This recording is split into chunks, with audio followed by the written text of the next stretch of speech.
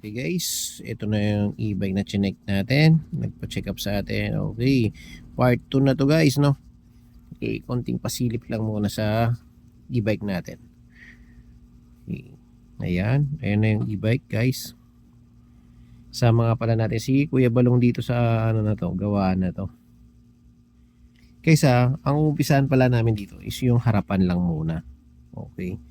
Kasi talaga yung mismong holder talaga ng e-bike, chassis niya talaga is talagang bumigay yung mismong kaha. Okay. Nakita naman yun doon sa una nating video na talagang ganun nga, maalog na yung e-bike. Okay. Yan. Pisahan muna ni Kuya Balong dito, ispatan yung gilid. Diyan talaga tayo unang start. Ayan. Ayan. Gabi nga pala namin to guys ginawa kasi pare-pares lang din na may gawa ng araw, kaya pagdating ng gabi nag-meet yung schedule namin, no? Tinira namin ng gabi to. Okay. Pansin nyo, tinututukan ni Kuya Balong yung kanyang pag-spot kasi talagang hindi to basta-basta welding lang. Ito kasi yung mismo kumakapit sa mismo kahan ng e-bike, kaya kailangan talaga to pulido. Ayan. Habang siya nag-welding guys, ako naman itong nag-iilaw at humahawak ng kaha pababa. Hinihila ko yan pababa para bumalik dun sa dati niyang lagayan. Okay. Sa kanya naputulan pala. Ayun.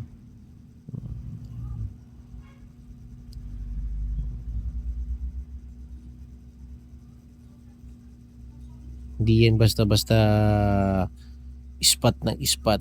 Kailangan talaga maibalik sa dati niyang pinagkabitan kasi nga madidisalign yan. Ayan. Konting pasilip natin guys. Okay.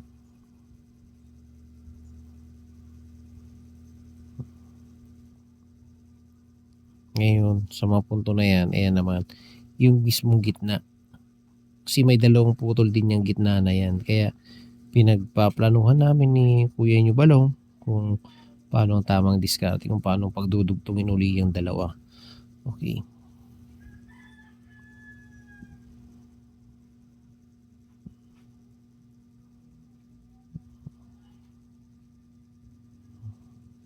Kung napapansin nyo dyan guys, tinuturo ko yung putol, tapos pinapaiwasan ko yung mga wirings para hindi masunog basta-basta. Yan. Kasi pag madodoble ang trabaho natin pag nasunog pati mga wire, mga ganon, madodoble pa trabaho imbis na minsanan lang ang gawaan. Ayan, binanata na ni Kuya Balong. Yan. Wala nang intro-intro din yan. Basta welding kung welding na rin yan guys. Ang ganda nga pala guys yung face shield na ginagamit niya. Ang komportable yan. Kahit nga hindi ako marunong mag-welding, kita ko naman sa ano niya, sa galawan niya. Kahit medyo itutok niya. Tapos meron siyang ina-adjust yan. Liwanag. Ayan. Yung unang puto lang tinitira niya dyan guys. Pinagdidikit niya lang muna. Okay.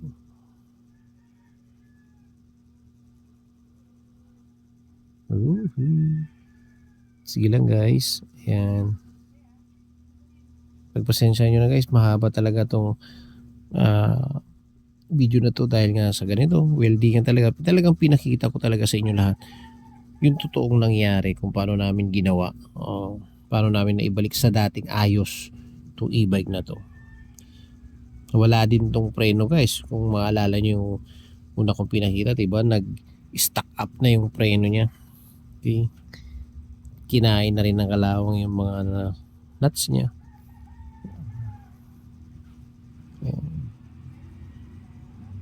Kung paano natin maibabalik sa ayos at kondisyon nito guys. Bumangga pala rin to guys, kaya nga pala makita nyo sa harapan may yupi ito sa may headlight.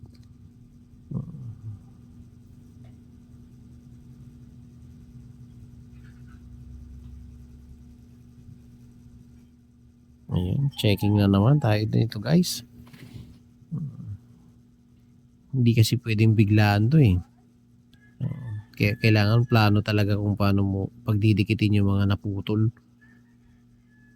Naputol sa pagkabilang holder, Tapos putil pa yung dito sa bandang gitna, dalawa pa yung putol, kaya ganyan. Kaya talagang planong-planado talaga dapat yan. Hindi yan basta-basta gawaan lang. Pang professional. Joke lang. Ayan. Ito na, lalarga na naman si Kuya Balong.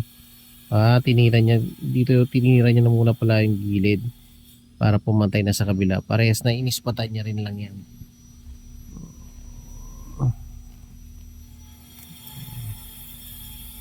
Hindi nga pala yan basta-basta welder lang si Kuya Balong, nag-aaral yan sa TESDA. Nakakuha ng certification niya na TESDA graduate siya doon sa welder. Ayan.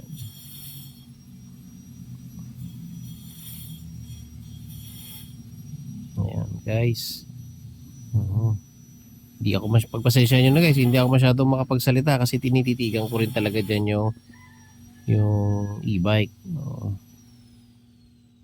At talagang mahina talaga yung mata ko pagdating sa ganyan, yung mga umiilaw, nag-spark ng ganyan. Ayaw ko talaga kasi yung mata ko.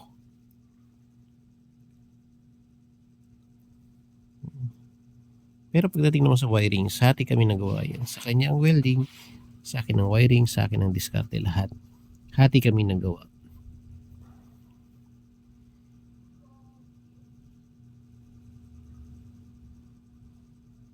Iba pa rin talaga kapag experience ko guys, no? Iba pa rin talaga pag may kasama ka na gumagawa. Kasi tingnan mo pag ganyan. Bigayan lang kami dyan ng ng komento. Kung saan yung gagawin, saan yung umpisahan, ganung bagay lang ba. Ito konting pasilip sa gilid, yung kanyang winnie welding, kanyang holder sa gilid na yan. Ganyan ka grabe guys yung nangyari sa e-bike.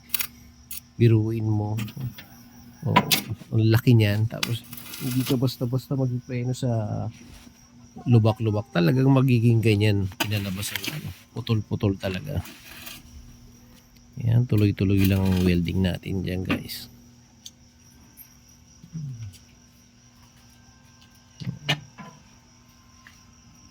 Ito yung ating welding machine, handy lang yan guys, no? Pa-sponsor naman dyan, baka naman. Okay, ayan. Matutok lang talaga si Kuya nyo Balong pagdating sa ganyang trabaho, welding. Ayan, kunting pasilip uli guys. Ayan, may ilaw-ilaw pa. Ayan, pinupulwid niya na yung gilid, habang ako naman binibidyo ko na yung natapos niya dito sa gitna. Ngayon, ayun siya. Talagang sinisigurado niyang walang putol.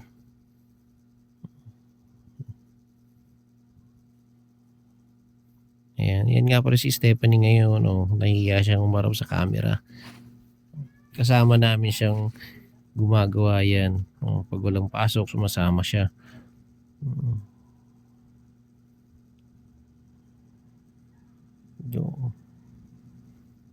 Ginagawa niya ng safe lahat.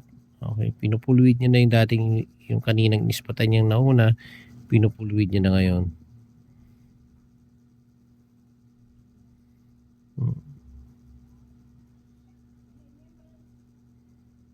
Okay, ayan.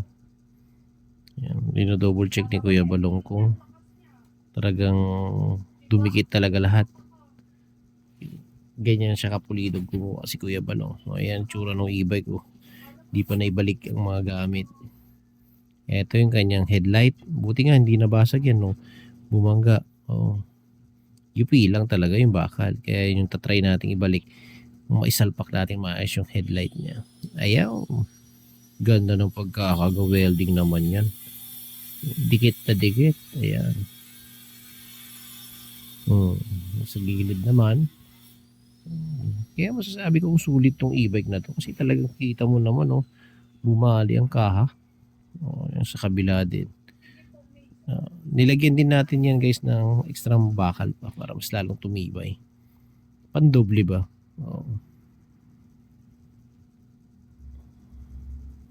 Yan. konting pasilip-silip lang. Ayan yung UP niya guys. Oh. Okay. Itong oras na to, pinupuluwid nyo na yung likod. Kasi yung sa harapan, okay na. Likod naman na itong pinupuluwid dito ni Kuya Balong. Okay. Para maibalik lang yung kaha.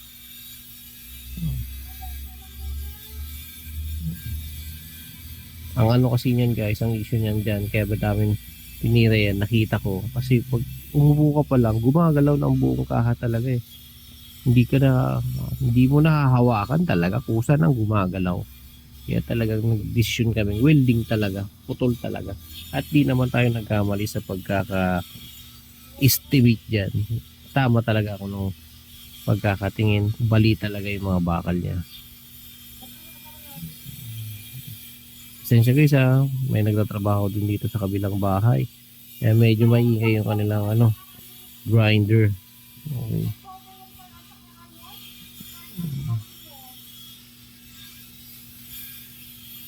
Tuloy-tuloy lang ang welding niyan guys. Bali din nga pala ang basket dito guys sa likod. Bali ang basket, bali yung pinagpapatungan ng mismo upuan. Yung dilap, yung upuan niya, bali yun. Bali rin ang secondary basket niya sa pinakadulo. Yun yung mga susunod nating titirahin guys. Umuusok-usok pa talaga sa init. Grabe na yan.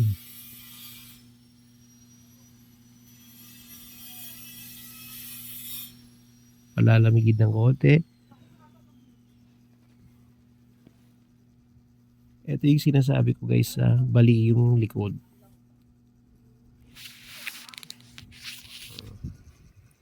Kita nyo naman ako guys. At ako'y tagahawak lang. Kasi di ako talaga marunong mag-welding. Ayan. Ano lang yan guys. Tinatry namin yan. Dito kami sa part na to nahirapan kasi masyadong manipis yung bakal sa ilalim. Ngayon, pag wini-welding na namin to guys, napuputol. Ayan, papakita namin. Na-welding na yan. Tapos pag binitawan ko tong basket sa likod, bumibigay din kaagad. Diyan kami nagtataka dito sa likod. Bakit hindi ayaw kumapit ng welding? Nakailang ulit kami guys, paulit-ulit. Talaga ayaw.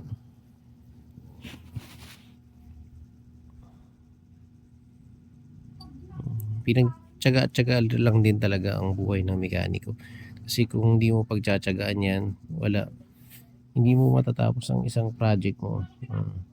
Sayang din yung manghihinayang ka din, hindi mo natapos ng maayos. At hindi rin yung binayad sa'yo. Kumbaga parang hindi ka satisfied sa ginawa. Kaya talaga tiis-tiis lang din. Tsaga-tsaga lang din talaga sa paggawa. Ayan.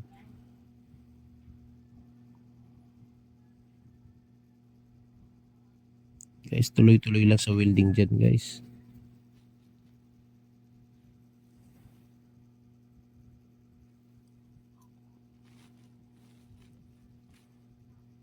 Kala nga namin dyan sa mga oras na yun guys, hindi talaga didikit.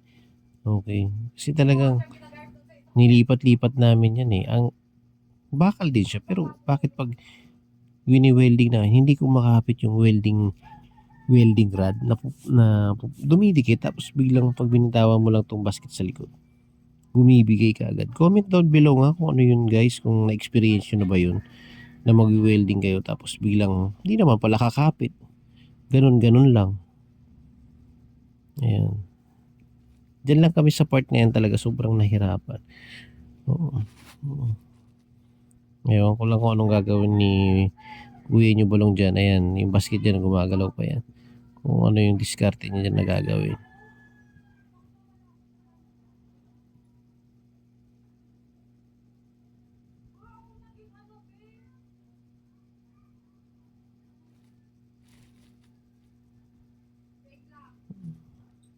Nag-uusap kami dyan kung paano ang gagawin dyan guys. Litong-lito kami dyan eh.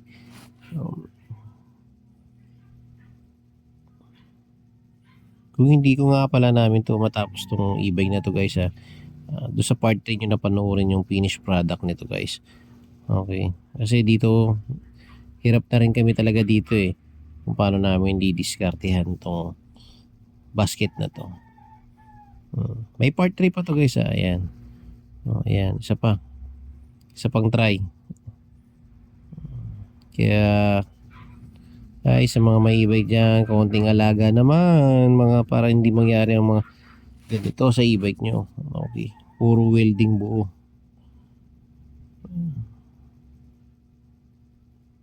Pag nagpapa-welding nga pala kayo, paalala ko nga pala, tanggalin nyo ang plug ng battery nyo para iwas gastos tayong lahat.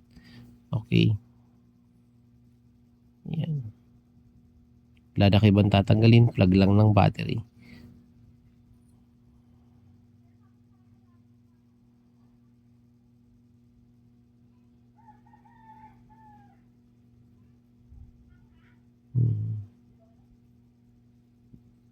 Papaisip na talaga kami dyan guys, kung itutuloy pa ba o hindi na. Pero nandito na eh.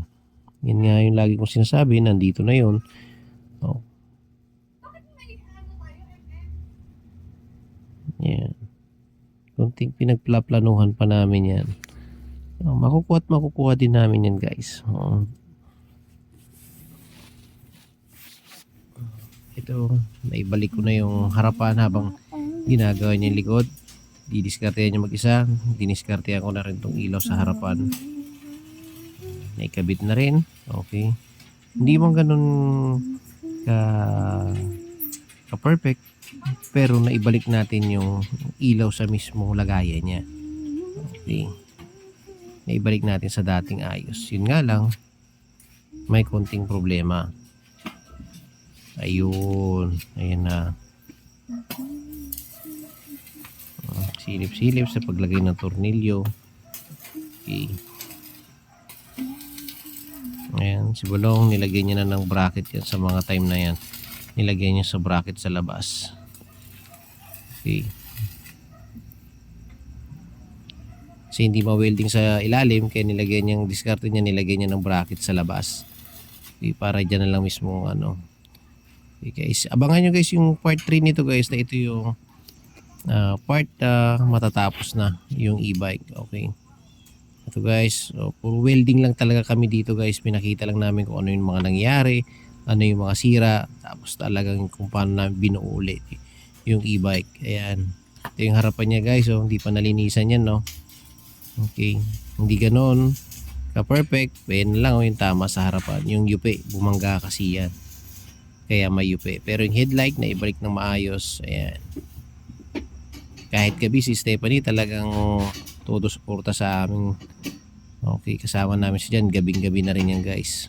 Para lang matapos ang trabaho. Okay. Ayun. At ayan na nga guys. So, initignan niya na yung bracket.